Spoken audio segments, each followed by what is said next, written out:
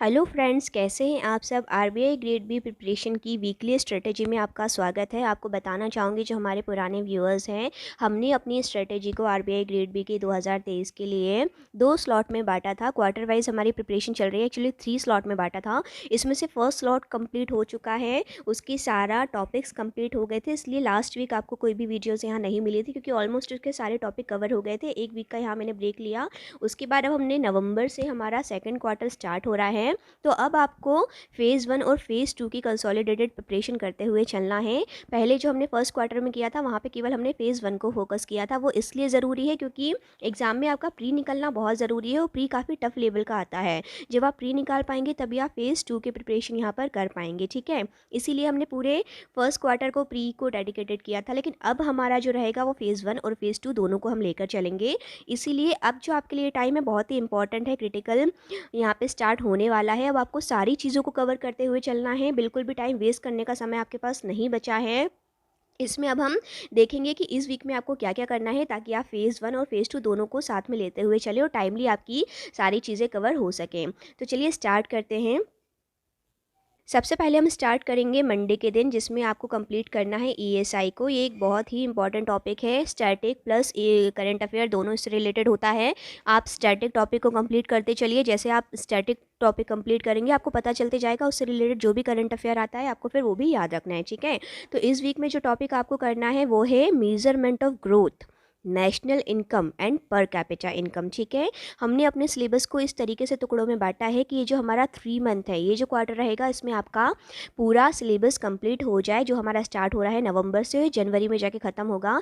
नवंबर से जनवरी का ये जो क्वार्टर है, इसमें आपके सारे टॉपिक्स कवर हो जाएंगे यदि आप हमारे साथ इस तरीके से चलेंगे जो हम आपको यहाँ पर प्लान पूरा बता रहे हैं, ठीक है। तो यहाँ पर हमने बहुत ओवरलोड भी आपको नहीं किया हुआ है। सिर्फ इतने ही टॉपिक रखे हैं जो आप कंप्लीट कर सकते हैं, क्योंकि मैक्सिमम हमारा जो फोकस है वो वर्किंग कैंडिडेट्स पर है, क्योंकि उनके पास ज़्यादा टाइम नहीं होता है, ठीक है। तो ये काफ़ी छोटा टॉपिक ही हमने यहाँ लिया है, बहुत बड़ा नहीं है। आप मेजरमेंट यहाँ पर करेंगे ग्रोथ के, नेशनल इनकम और पर कैपिटा इनकम को।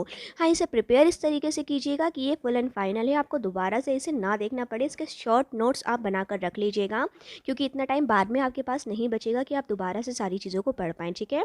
तो अभी इसे पूरा समझ लीजिएगा, इसके शॉर्ट नोट्स बना लीजिएगा, ताकि बाद में जाके आप इसे रिवाइज कर सकें, ओके। तो मंडे के दिन आप ईएसआई में इतना कर लीजिएगा। उसके बाद हम बात करते हैं ट्यूसडे की। ट्यूसडे के दिन आपको फाइनेंस को लेना है, ठीक है। फाइनेंस में आपको क्या करना है, regulator of bank and financial institution, reserve bank of India के बारे में पढ़ना है। उसके फंक्शन और मॉनेटरी पॉलिसी क्या होती है उसे आपको समझना है।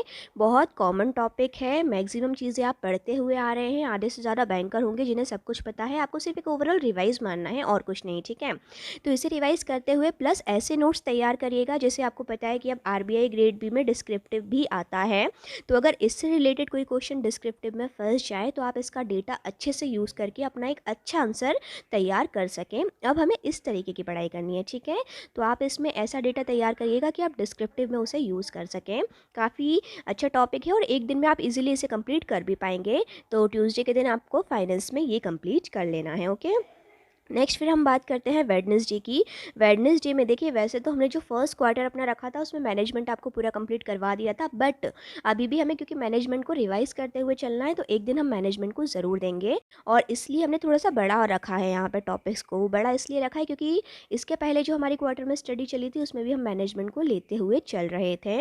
उसी को आपको इस बार बस रिवाइज करना है, कुछ नया करना नहीं है। अब जो स्टार्टिंग से जुड़े हुए हैं उनके लिए ठीक है, लेकिन जो नए आ रहे हैं उनके लिए भी बहुत हेक्टिक नहीं होगा। ये इतना आप इजीली एक दिन में कर सकते हैं, ठीक है।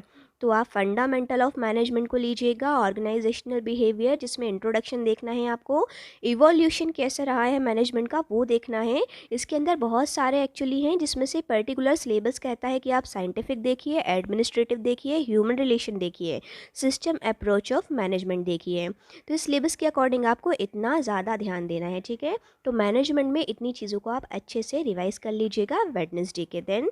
और आपको करना कैसे है, इसे ऐसे ही तैयार करना है कि अगर डिस्क्रिप्टिव आ जाए तो आप अच्छे से लिख सकें इसके बारे में, ठीक है। क्योंकि जब ऑब्जेक्टिव होता था वो अलग है कि आपको ऑप्शन दिख रहे हैं, आपको केवल आंसर टिक करना है, बट अब आपको डिस्क्रिप्टिव लिखना है तो आपको हर चीज़ बहुत बारीकी से आना चाहिए। अगर मान लो आ जाए साइंटिफिक अप्रोच क्या होती है, आप उसके बारे में अच्छे से लिख सकें। एनसीईआरटी से पढ़िए, वो ज़्यादा अच्छा रहेगा। अदरवाइज़ जो भी डिटेल में नोट्स होते हैं अपने कॉमर्स स्टूडेंट्स के, उन्हें आप अच्छे से पढ़िएगा, तब आप मैनेजमेंट अच्छे से कर पाएंगे, ठीक है।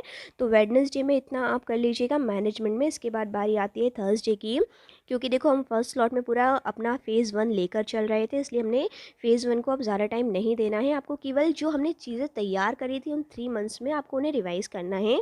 इसीलिए हमने एक ही दिन में क्यूआरई तीनों को रखा है, क्वांट, रीजनिंग, इंग्लिश। आपको क्या करना है, सबसे पहले थर्सडे के दिन आप पूरा फ्री होके जैसे ही ऑफिस से आ जाते हैं, जो घर में है देखिए वो तो सारा कर लेंगे, लेकिन जो वर्किंग है उन्हें क्या करना है, शाम को फ्री होके 1 घंटे का एक मॉक टेस्ट दे के देखिए कोई भी एग्ज़ाम का। अब आप ये मत सोचिएगा कि हम आरबीआई ग्रेड बी की प्रिपरेशन कर रहे हैं और हम यहाँ मॉक टेस्ट देंगे 1 घंटे का किसी भी एग्ज़ाम का। तो आपको वो इसलिए करना है ताकि आपकी क्यूआरई की एक प्रैक्टिस होगी, तो प्रैक्टिस आपकी बनी रहेगी। आपने जो भी टॉपिक्स पढ़े हैं आपके वो रिवाइज होते रहेंगे, ठीक है। तो 1 आवर का एक मॉक टेस्ट दे लीजिएगा, उसमें क्या होगा, क्वांट भी आ जाएगा, रीजनिंग भी आ जाएगी, इंग्लिश भी आ जाएगी। तो आपकी जो पढ़ी हुई चीज़ें हैं वो रिवाइज़ हो जाएंगी। फिर आपको क्या करना है कि अगर कोई क्वेश्चन आप उसमें से ना बना पाए, उसे एनालाइज करिए थोड़ा सा। टेस्ट देने के बाद देखिए कि मैं क्या नहीं बना पाया, हमने क्या स्किप किया, यानी कि वो हमारी कमज़ोरी है, हमने उसे अच्छे से नहीं पढ़ा है। तो आप उसको रिवाइज़ करिए कि ये मैं क्यों नहीं कर पाया हूँ, ठीक है। और अगर आपको लगता है कि हाँ सेटिस्फाइड है, सारा बन रहा है, तो आप अलग से फिर क्या करिएगा, अब हम यहाँ पे फिर से उन टॉपिक्स को लेते हुए चलेंगे जो हमने उन 3 मंथ्स में आपको बताए थे। जिन्हें नहीं किया होगा वो अब कर लीजिएगा, ठीक है। तो आपको ये पूरा सा फिर से हमारा रिवाइज़ हो जाएगा। तो आपको शॉर्ट ट्रिक्स देखना है मैथ्स में, अगर आपको टाइम मिल जाता है। इसके बाद ब्लड रिलेशन देखना है रीजनिंग में, और आपको सब्जेक्ट, वर्ब एंड एग्रीमेंट के रूल्स देखना है इंग्लिश में, ठीक है। तो ये हो जाएगा क्वांट, ये हो जाएगा रीजनिंग और ये हो जाएगा इंग्लिश। तो इन टॉपिक्स को आप देख लीजिएगा, यदि टाइम मिलता है तो। नहीं मिलता है तो कोई दिक्कत नहीं है, आप केवल एक 1 आवर का मॉक टेस्ट देके उसे एनालाइज ज़रूर कीजिएगा, ताकि आपकी क्वांट, रीजनिंग, इंग्लिश में एक अच्छी प्रैक्टिस बनी रहे, ठीक है। ये बहुत इंपॉर्टेंट है, इसे आपको लेते हुए चलना है ताकि आपकी फ़ेज़ 1 की प्रिपरेशन भी साथ में चलती रहे। पूरी तरह फ़ेज़ 2 में हमें नहीं डूबना है, ठीक है। दोनों को साथ में लेकर चलना है। ये आप गुरुवार के दिन करिएगा। इसके बाद फ्राइडे के दिन आपको क्या करना है, अब हमें इंग्लिश डिस्क्रिप्टिव पे ध्यान देना है। इसी में आप चाहें तो इंग्लिश को पर्टिकुलर ग्रामर और बाकी चीज़ें भी कर सकते हैं। मेन फोकस हमारा इंग्लिश रहेगा फ्राइडे के दिन, ठीक है। क्योंकि इंग्लिश का एक बहुत ज़्यादा वेटेज है, इसलिए क्यूआरई के अलावा हमने एक दिन अलग से सिर्फ इंग्लिश के लिए रखा है। इंग्लिश पे आपकी जितनी अच्छी कमांड होगी, आरबीआई ग्रेड बी में आपके सिलेक्शन के उतने ज़्यादा चांसेस रहेंगे।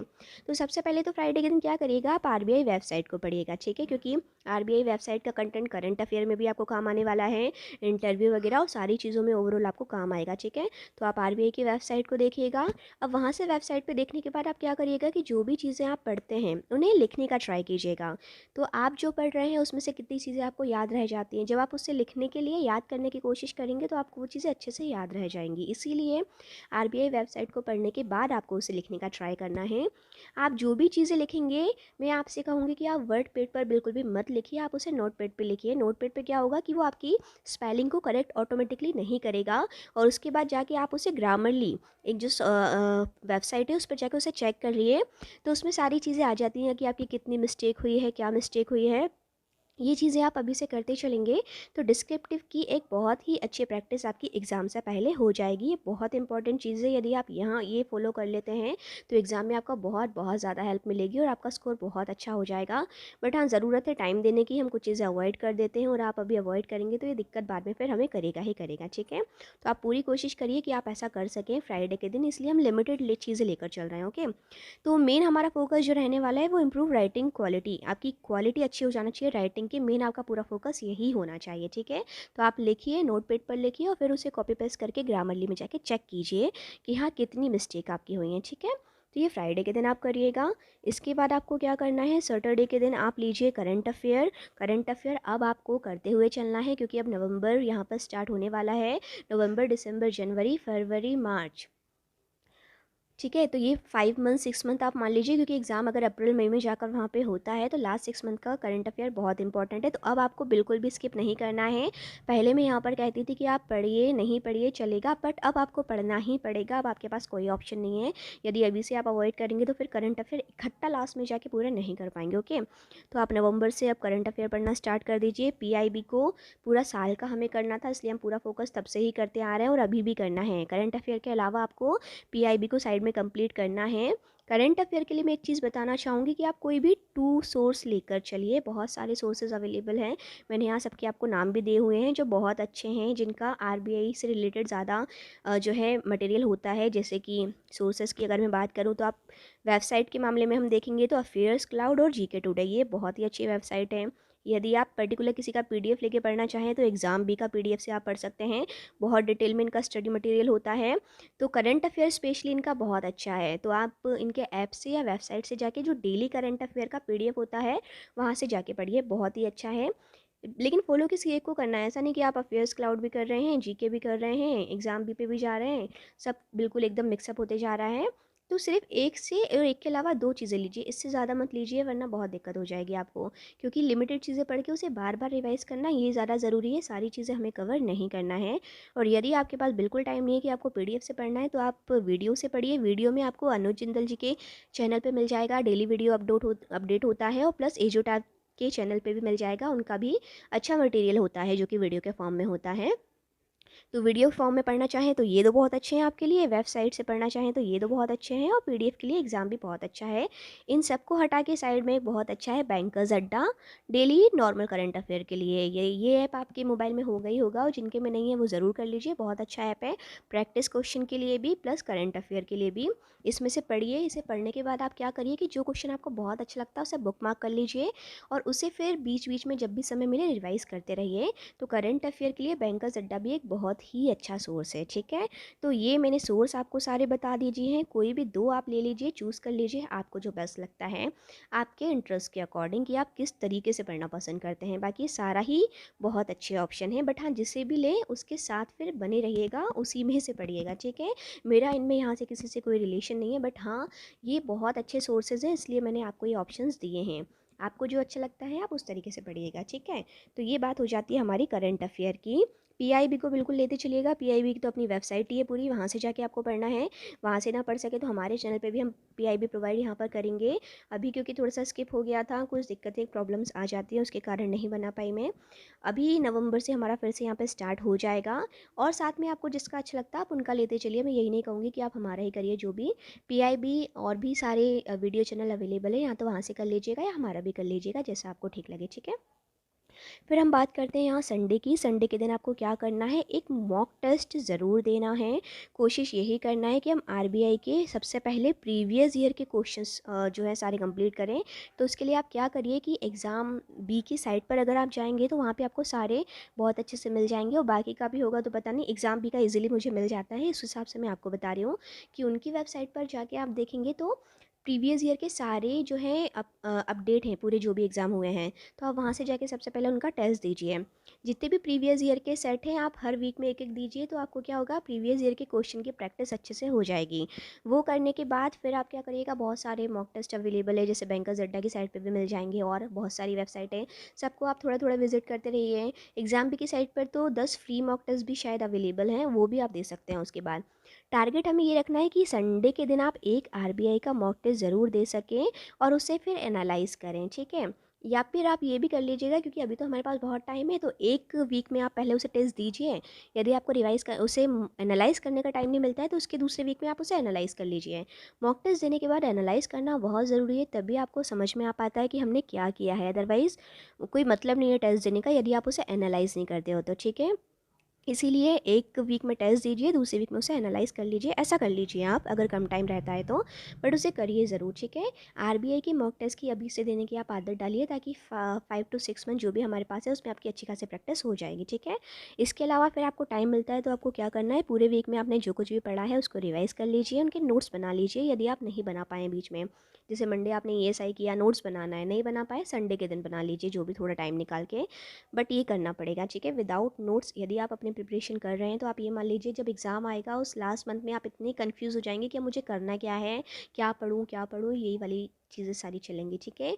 ये होता है स्टूडेंट्स के साथ, सबके साथ हुआ है, हमारे साथ भी हुआ है, इसीलिए हम आपको बता रहे हैं कि ये गलती मत कीजिएगा। यदि आप प्रिपरेशन कर रहे हैं तो नोट्स को हल्के में मत लीजिएगा, ठीक है, वो बहुत ज़्यादा ज़रूरी है आपके लिए। तो इस तरीके से आपको यहाँ पर ये सब कर लेना है। आई होप आपको सारी चीज़ें बहुत अच्छे से क्लियर हो गई होंगी। कोई डाउट है तो कमेंट सेक्शन में पूछ सकते हैं। अब हमारी फ़ेज़ 1 और फ़ेज़ 2 की फ्रिक्वेंटली यहाँ पर प्रिपरेशन चलती रहेंगी। 3 मंथ में हमें ये सारा कंप्लीट करना, ये हमारा टारगेट है। तो आप यहाँ पर ये सारी चीज़ें लेते चलिएगा। कोई डाउट हो तो आप पूछ सकते हैं, या कोई सजेशन हो तो आप वो भी हमें बता सकते हैं, ठीक है। बाकी पीआईबी का वीडियो 1 तारीख से मैं आपको फिर से प्रोवाइड कर दूँगी डेली पे। Okay, thank you for watching my video.